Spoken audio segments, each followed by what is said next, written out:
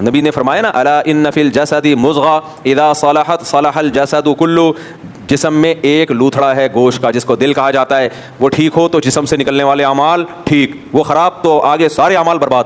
کیونکہ جب انسان کو جس سے حسد ہو تو پھر آدمی بلا وجہ اس کو نقصان پہنچانے کی کوشش میں لگا رہتا ہے، اس کی جائز تعریف بھی برداشت نہیں ہوتی. سیاسی لیڈروں میں یہی تو ہوتا ہے.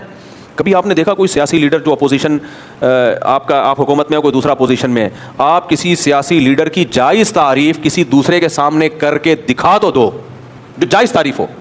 نہ ویسی اس نے یہ بیوقوف بنانے کے لیے کر رہا تھا. وہ آپ کو جب کسی سے بوجھ ہو جاتا ہے نا تو اس کے ہر اچھے کام میں کیڑے نکالے جاتے ہیں. اب یہ کیا بتاؤں یار، میرے پاس ایک صاحب آئے مجھے کہنے لگے تو حکومت کی چند پالیسیوں کے بارے میں نا، تو میں نے کہا یہ والی پالیسی بہت اچھی ہے، باقی تو میں حکومت سے بہت ساری چیزوں میں اختلاف کرتا ہوں، یہ کام خاندانی ہو رہا ہے. اور پھر میں نے اس کے ثبوت پیش کیے. میں نے کہا دیکھو یہ ہو گیا. کہتے ہیں اصل میں یہ کام تو کیا لیکن یہ صرف حکومت نے لوگوں کو بیوقوف بنانے کے لیے کیے. میں نے کہا یار اللہ کے بندے ہو، اگر کوئی اچھا کام کر رہا ہے، حالانکہ مجھ سے بڑا کوئی تنقید کرنے والا شاید کبھی خوشبو لگا کے آئے نا، تو جو تنقیدی کام ہے ممبر پہ بیان کرنے کے نہیں ہوتے، نجی محفلوں میں تو آدمی سب کچھ بولتا ہے. تو میں نے کہا یہ والا کام ٹائٹ کر دیا.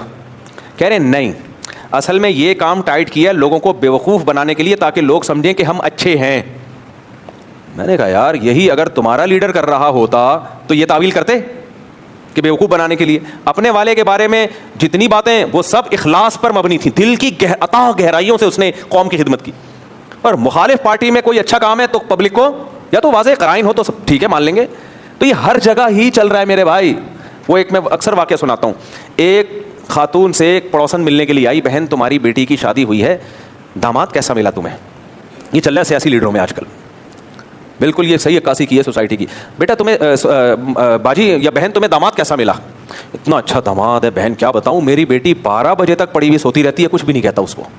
اب تو کراچی میں سب ہی 12 بجے تک الحمدللہ، لطیفہ ہی کینسل ہو گیا. اب کراچی والے کہیں گے تو صحیح ہے نا، 12 بجے صبح اڑ جاتی ہے. لوگ تو 2 بجے کراچی میں اٹھ کے ناشتہ کر رہے ہیں. ہمارے ایک دوست کو میں نے فون کیا دوپہر 2 بجے، میں نے کہا آ جاؤ، جانا کہہ رہا میں بھی ناشتہ کر رہا ہوں. میں نے کہا جلدی نہیں ہو گیا کچھ، اتنی جلدی ناشتہ؟ ڈاکٹر کی صحت کے خلاف ہے بھائی، تھوڑا لیٹ کرنا چاہیے ناشتہ. تو 12 بجے تک میری بیٹی سو کے اٹھتی ہے، میرا داماد اس کو کچھ بھی، بالکل اس کی مرضی کی لائف دی ہوئی ہے اس نے.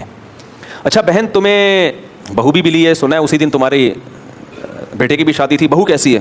اسی کمبخت 12 بجے سے پہلے اٹھتی نہیں ہے سو کے، بنوس 12 بجے تک پڑی رہتی ہے. اور میرا بیٹا بھی چورو کا غلام بن چکا ہے، اسی کے چرنوں میں بیٹھا رہتا ہے. میں کہتا ہوں اس کو اٹھا، یہ 12 بج گئے.